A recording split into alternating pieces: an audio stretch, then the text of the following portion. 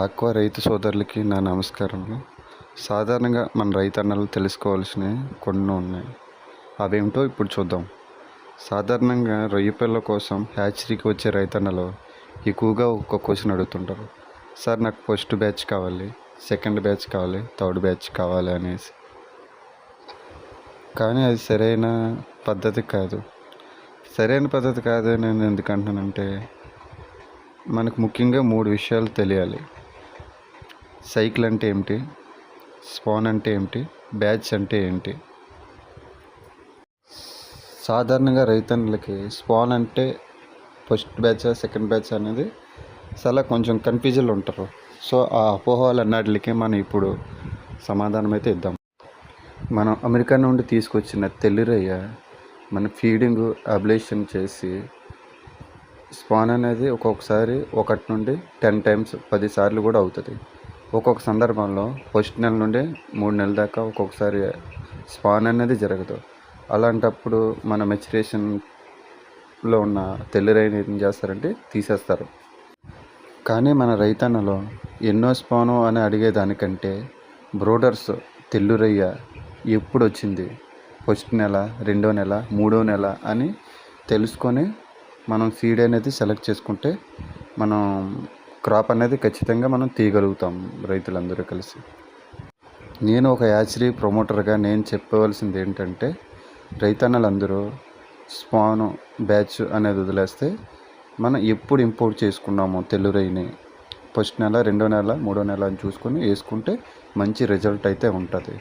అంతేగాని బ్యాచ్ ఏ batch, first batch, second batch అనేది కొంతవరకు అనేది మన హ్యాచరీలో చేసే టెక్నీషియన్స్ కూడా తెలియదు. సో అది ఒక రకంగా చెప్పాలంటే అబద్ధం అనే చెప్పాలి. అందుకే మన రైతన్నలందరూ ఏ స్పాను అని అడిగే కంటే, ఏ బ్యాచ్ అని అడిగే కంటే ఎప్పుడు బ్రోడర్ స్టాక్స్ ఇంపోర్ట్ చేసుకున్నారో ఫస్ట్ నెల, 2వ నెల, 3వ నెల అని ఎంక్వైరీ చేసి వేసుకుంటే మంచి ఫలితాలు అనేవి ఉంటాయన్నమాట. తర్వాత మన రైతన్నలు అడిగేది ఇంకోటి, సైకిల్. ఏ సైకిల్, ఫస్ట్ సైకిల్, 2వ సైకిల్, 3వ సైకిల్ అనేది. కానీ సైకిల్ అనేదండి, ఫస్ట్ మనం హ్యాచరీలో ఒక 40 ట్యాంకులు 50 ట్యాంకులు ఉన్నాయనుకోండి. ఫస్ట్ ట్యాంకులో నాప్లీ స్టాకింగ్ ఎప్పుడైతే అయ్యిందో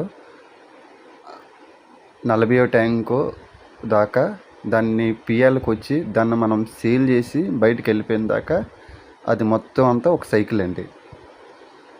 మనం లేట్గా స్టాకింగ్ చేసుకుంటూ ఒక 20 ట్యాంకులు అనేటప్పుడు సేల్ చేసుకుంటే సైకిల్ అనేది ఎక్స్టెండ్ అవుతుంది అన్నమాట. ఒక మనం 20 రోజుల్లో 30 రోజులు అమ్ముకున్నది మనం లేట్ అయ్యే కొలది ఒక 40 రోజులు 45 రోజులకి అలా వెళ్తుంది. దాన్ని మొత్తం ఒక సైకిల్ అంటారు. మనం ఎంత త్వరగా స్టాకింగ్ చేసుకొని ఎంత త్వరగా మనం సేల్ చేసేసుకుంటే మనకి హ్యాచరీలో ఫస్ట్ సైకిల్ అనేది మనకి అంత మంచిది. లేదంటే మనకి లేట్ అయ్యేటప్పటికి బ్యాక్టీరియా లోడ్ అనేది మన ట్యాంకుల్లో పెరిగిపోతుంటుంది అన్నమాట. ఇంకా మనకు 3 వచ్చేసి బ్యాచ్.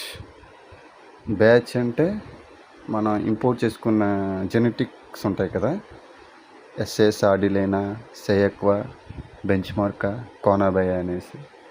ఒక్కొక్క సందర్భంలో చెప్పాలంటే మనకు పెద్ద హ్యాచరీలో 3 బ్యాచ్లు ఉంటాయి, 4 బ్యాచ్లు కూడా ఉంటాయి. అదే చిన్న హ్యాచరీకి వచ్చేటప్పటికి వాళ్ళ దగ్గర మెచ్యురేషన్ సెంటర్ అనేది ఉండదు. అలాంటప్పుడు వాళ్ళు ఏం చేస్తారంటే ఆ సందర్భాన్ని బట్టి వాళ్ళు ఎస్ఎస్, ఆర్డిలైన్ వేస్తున్నారా, గ్రోత్లైనా, సెయక్వా అనే దాన్ని సందర్భాన్ని బట్టి వాళ్ళు అనేది వేస్తుంటారు. సో ఇక్కడ మనం మాట్లాడుకోవాల్సింది ఏంటంటే, అది జెనెటిక్ సెయక్వానా, ఆర్డిలైనా, సెయక్వా అనేది కాకుండా బ్రోడర్స్ ఏజ్ ఫస్ట్ నెల, 2వ నెల, 3వ నెల ఎప్పుడు వచ్చాయి అనేది మాట్లాడుకుంటాం. ఒక్కొక్క సందర్భంలో చిన్న హ్యాచరీలు కూడా ఉంటాయి. వాళ్ళకి మెచ్యురేషన్ ట్యాంక్స్ ఉండవు, సెంటర్స్ అనేది ఉండవు. కాబట్టి వాళ్ళు ఏం చేస్తారంటే దగ్గరలో ఉన్న నాప్లీ సెంటర్ నుండి వాళ్ళు ఒక్కొక్క హ్యాచరీ నుండి ఒక్కొక్క బ్యాచ్, ఫర్ ఎగ్జాంపుల్ ఒక 30 ట్యాంకులు ఉన్న హ్యాచరీ అనుకోండి, ఒక 10 ట్యాంకులు సెయాక్వా వేయచ్చు, ఒక 10 ట్యాంకులు ఆర్డిలైన్ వేయచ్చు, ఒక 10 ట్యాంకులు కోనాబై వేయచ్చు. సో ఇలాగా సందర్భాన్ని బట్టి వాళ్ళు అనేది స్టాకింగ్ అనేది చేస్తుంటారు. సో మన ఇక్కడ ఏ స్పాను ఏ బ్యాచ్ అనే దానికంటే మన బ్రోడర్స్ ఇప్పుడు వచ్చాయి అని మాట్లాడుకొని మనం స్టాకింగ్కి వెళ్తే మంచి ఫలితాలు అనేది రైతన్నలు మంచి లాభాలు అనేది వస్తాయన్నమాట.